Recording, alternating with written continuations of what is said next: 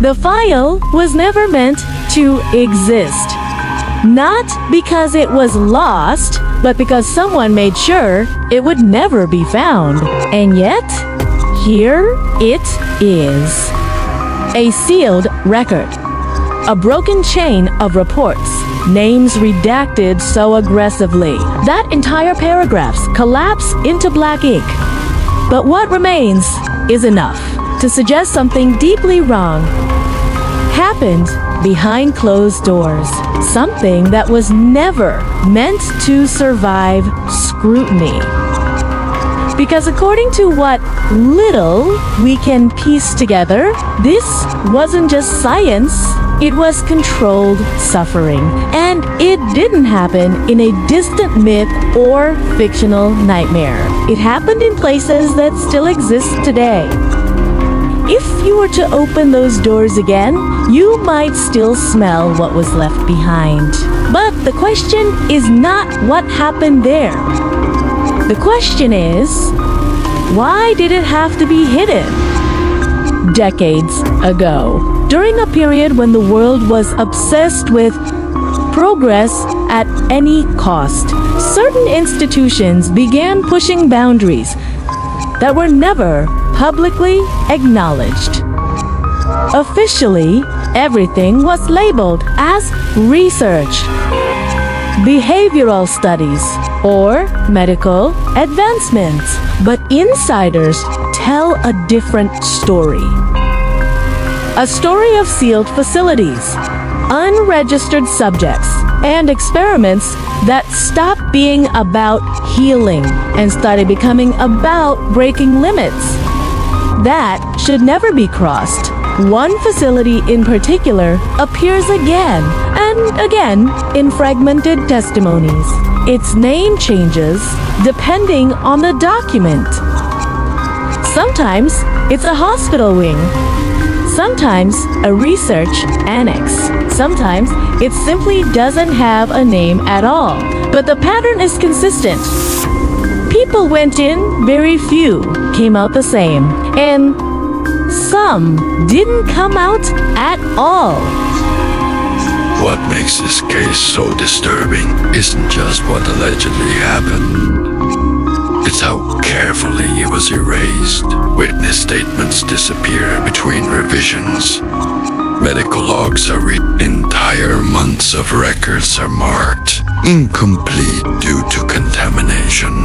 A phrase that appears too often to be coincidence. And yet, a few fragments remain. A nurse's handwritten note. Subject 14 stopped responding to verbal commands after day 6, but continued to follow instructions without hesitation. The security guard's audio log. Partially recovered. We were told not to look them in the eyes. I don't know why, but nobody does it anymore. And then there is the most chilling entry of all. A line from an internal memo. Success is defined as compliance without resistance, even in absence of identity. Imagine discovering that someone could be made to obey, not through force, but through something deeper, something that reshapes perception itself. That idea alone is terrifying. But what if it wasn't just theory? What if someone tried to test it? According to the scattered timeline, the earliest phase of the project began with volunteers. That is what the official documents claim. But later, testimonies contradict that entirely. There are references to individuals who never signed consent forms. People reported missing from surrounding towns. Some were described as unclaimed patients, a term that has no legal clarity, but appears frequently in sealed medical archives. They were brought into controlled environments under vague classifications. Observation, rehabilitation, correction. But correction of what? Exactly. No one explains that part. The procedures themselves were never fully documented in public records, but internal descriptions hinted something far more psychological than physical. Isolation protocols, sensory manipulation, repetitive conditioning loops designed to distort time perception.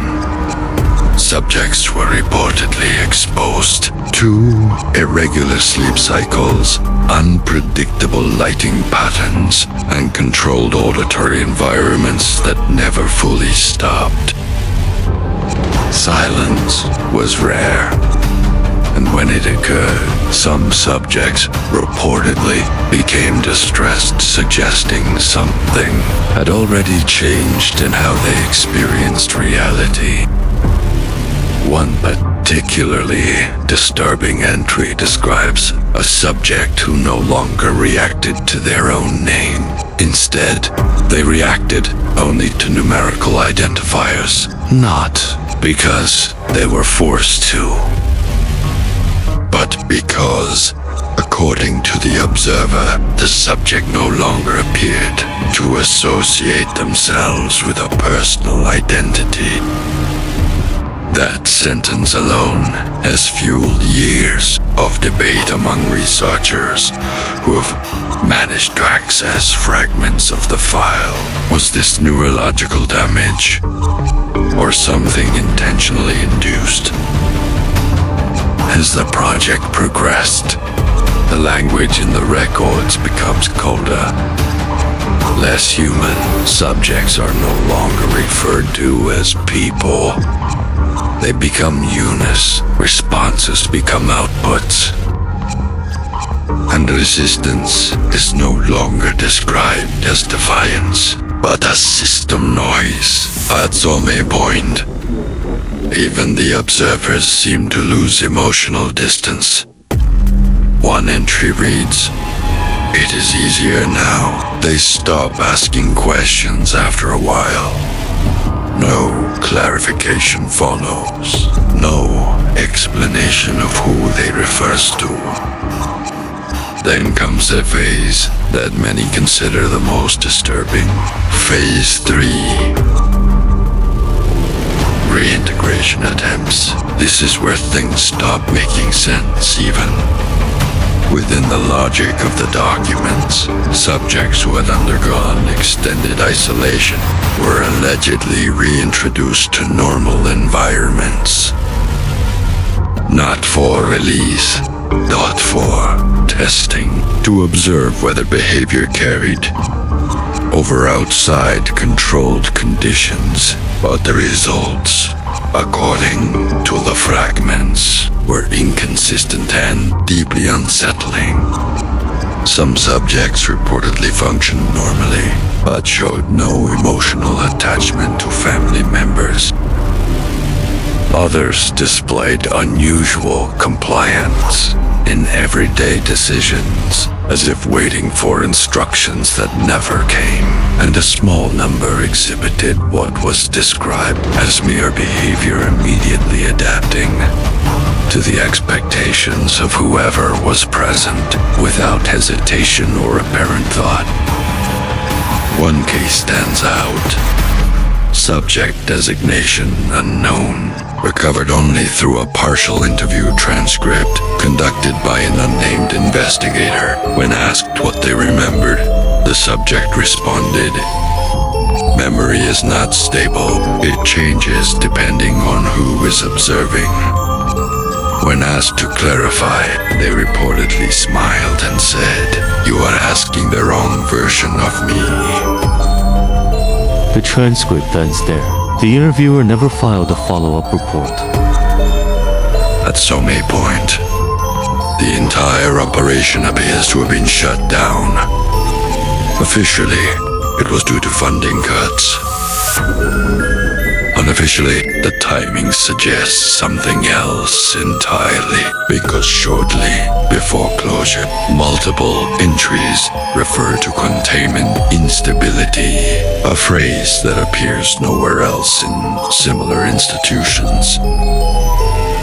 Whatever that means, it seems to have triggered immediate administrative panic.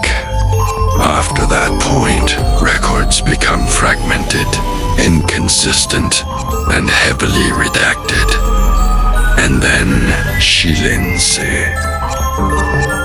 But silence is never the same as absence, because years later, scattered accounts begin to surface from unrelated sources. A hospital worker who claims patients sometimes respond before being spoken to. A researcher who insists certain behavioral patterns feel trained, not learned. A security contractor who refuses to enter specific facilities alone. None of these accounts prove anything individually, but together they form a pattern that is hard to ignore. So what really happened inside those walls? Was it advanced behavioral science pushed too far? Was it an attempt to understand human consciousness through extreme control, or something even more unsettling? An effort to rewrite identity itself? And if it succeeded even partially, how would we know? Because the most disturbing possibility is not that the experiment failed. It's that it worked, and that some of its results never stayed contained. That some of the people who left were never fully outside again. Officially, the case was closed. The files were sealed, the records were fragmented beyond repair, but unofficially, fragments still surface. Small inconsistencies in behavior, unexplained compliance in situations where resistance would be expected, and the occasional report of individuals who seem to observe life as if they are still waiting for instructions. So here is the question that remains. If identity can be disrupted, if memory can be if obedience can be separated from awareness, then what exactly are we protecting when we say, this could never happen? And more importantly, how would you know if it already did? What do you think really happened in those hidden facilities? And do you believe the truth was ever fully contained? Or is it still unfolding in ways we simply haven't recognized yet?